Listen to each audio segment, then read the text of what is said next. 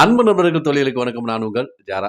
இன்னைக்கு நம்ம என்ன பார்க்க போறோம்னா, உலகை உலுக்கிய புகைப்படங்கள் 2வது பார்ட் பார்க்க போறோம். ஏற்கனவே ஒரு பார்ட் பார்த்துருக்கோம். இது 2வது பார்ட். நாபாப் குண்டும், சிறுமியும். இந்த புகைப்படத்த பாருங்க. ஒரு சிறுமி ட்ரெஸ் இல்லாம ஓடியாடுறாங்க, அவங்களோட சகோதரனோட. இந்த புகைப்படம் மிகப்பெரிய உள்நாட்டு போர நிப்பாட்டுச்சு. அத பத்தி தான் இப்ப நம்ம பார்க்க போறோம். வியட்நாம் அப்படிங்கிற ஒரு நாட நீங்க கேள்விப்பட்டிருப்பீங்க. அந்த நாடு வந்து தெற்கு வியட்நாம், வடக்கு வியட்நாம் அப்படின்னு 2 பிரிவா பிரிஞ்சு உள்நாட்டு போர் நடந்துட்டு இருந்துச்சு. 1954ல வடக்கு வியட்நாம் பிரெஞ்சு ஆதிக்கத்த எதிர்த்து வெற்றி கண்டது.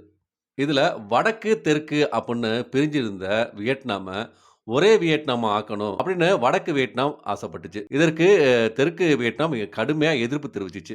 இதுல தெற்கு வியட்நாமுக்கு வந்து அமெரிக்கா ஆதரவு தெரிவிச்சுச்சு. வடக்கு வியட்நாமுக்கு வந்து ரஷ்யா, சீனா ஆதரவு தெரிவிச்சுச்சு. தெற்கு வியட்நாமுக்கு வந்து படை வீரர்கள அமெரிக்கா அனுப்பி வச்சுச்சு. ரஷ்யாவும், சீனாவும் ஆயுதங்கள குடுத்து போர நடத்துங்க அப்படின்னு சொன்னுச்சு.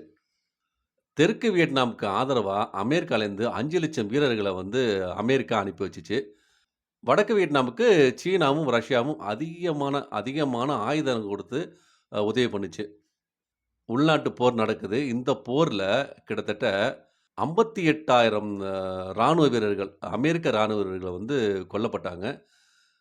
11,00,000 வியட்நாம் வீரர்கள் வந்து கொல்லப்பட்டாங்க.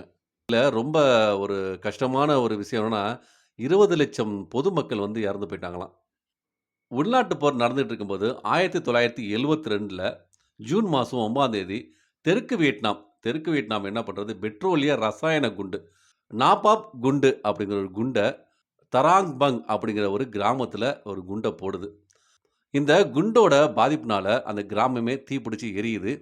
இதுல ஒரு சிறுமி தன்னோட உயிர காப்பாத்திக்கிறதுக்காக தன்னோட சகோதரனோட ஒடியாடுறாங்க. அந்த குண்டுல தன்னோட ட்ரெஸ் எல்லாம் எரிஞ்சு போயிருது. உடம்புல தீக்காயம் வேற ஏற்பட்டுருது. அதோட தன்னோட சகோதரனோட ஒடியாடுறாங்க. அந்த சிறுமியோட பேரு வந்து பான்தி கிம் பியூக். அந்த சிறுமி வந்து ஒடியாடுறாங்க.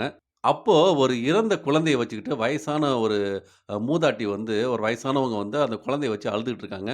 அத வந்து எல்லா பத்திரிக்கைக்காரங்களும் வந்து ஃபோட்டோ எடுத்துட்டு இருக்காங்க. அந்த நேரத்தில தான் அந்த அந்த குழந்தை வந்து ட்ரெஸ்ஸே இல்லாம ஒடியாடுறாங்க. அப்ப அங்கே இருந்த ஒரு புகைப்பட கலைஞர், நிக்வுட் அப்படிங்கிற ஒரு புகைப்பட கலைஞரு இந்த விஷயத்த பார்க்குறாரு. ஏன்டா ஒரு சிறுமி வந்து ட்ரெஸ்ஸே இல்லாம ஒடியாடுறாங்களே! அப்படின்னு சொல்லிட்டு அத ஃபோட்டோ எடுக்குறாரு. ஃபோட்டோ எடுத்தது இல்லாம, அந்த சிறுமிய காப்பாத்தி தன்னோட கார்ல கூட்டிட்டு போயி, ஹாஸ்பிட்டல்ல சேர்த்து ஃபர்ஸ்ட் எய்ட் குடுத்து அந்த சிறுமியையும் காப்பாத்திர்றாரு. அந்த ஃபோட்டோகிராஃபர் இருக்காரு பார்த்தீங்களா? நிக்குவுட்டு, அவருக்கு வயசு வெறும் 19 தான். அதன் பிறகு தான் எடுத்த புகைப்படத்த கொண்டு போய் தன்னோட பத்திரிக்கையில போய் குடுக்குறாரு. அதுக்கு அந்த பத்திரிக்கை வந்து, "இந்த படத்தெல்லாம் போட முடியாது. ஏன்னா, ஒரு சிறுமி ட்ரெஸ் இல்லாம ஓடியாடுறாங்க. இத போட்டோம்னா, நெறைய பேர் எதிர்ப்பு தெரிவிப்பாங்க. நம்ம பத்திரிக்கைக்கு கெட்ட பேர் வரும்." அப்படின்னு சொல்றாங்க. இல்ல இந்த புகைப்படத்த ரிலீஸ் பண்ணுங்க. கட்டாயம் போருக்கு எதிரா எல்லாருமே வந்து குரல் குடுப்பாங்க அப்படின்னு இந்த நிக்குவுட்டு சொல்றாரு.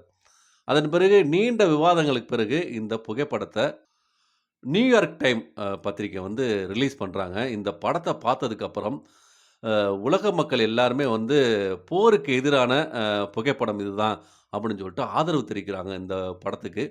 மிகப்பெரிய அளவுல இந்த சிறுமியோட படம் வந்து பேசப்படுது.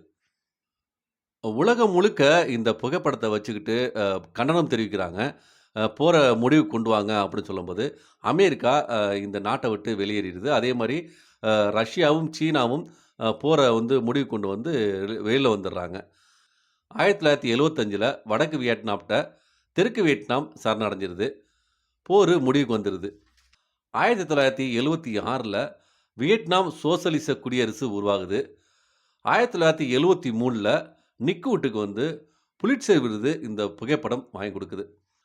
இப்போ இந்த சிறுமி வந்து கனடா நாட்ல அ வாழ்ந்துட்டு இருக்காங்க. கிட்டத்தட்ட அவங்களுக்கு வந்து ஒரு 55 வயசு இப்போதைக்கு இருக்கும். 1994ல கெம்பியூக்கு யுனெஸ்கோ நல்லெண்ண தூதுவரா வந்து நியமிக்கிறாங்க அவர. 1997லேருந்து இவங்க வந்து ஒரு தொண்டு நிறுவனம் ஆரம்பிச்சு, போர்ல பாதிக்கப்பட்ட குழந்தைகளுக்கு உலக நாடுலேருந்து உதவி வாங்கி, அந்த குழந்தைகளுக்கு இப்போ வந்து உதவி பண்ணிட்டு இருக்காங்க. இந்த ஒரு புகைப்படம் வியட்நாம்ல உள்ள உள்நாட்டு போர முடிவுக்கு கொண்டு வந்துச்சு. அதன் பிறகு அ இந்த படத்தை எடுத்த நிக்கூட்டுக்கு புலிட்சர் விருது வாங்கி குடுத்துச்சு. அதன் பிறகு இந்த புகைப்படத்த இப்ப பார்த்தாலும் எல்லாரும் என்ன நினைக்கிறாங்கன்னா, உலகத்தில போரே வேண்டாம் அப்படிங்கிற ஒரு எண்ணத்த உருவாக்குன இந்த புகைப்படம். உலகை உலுக்கிய புகைப்படம். மீண்டும் ஒரு நல்லதொரு பதிவில உங்கள சந்திக்கிறேன். நான் உங்கள் ஜாரா. வணக்கம்.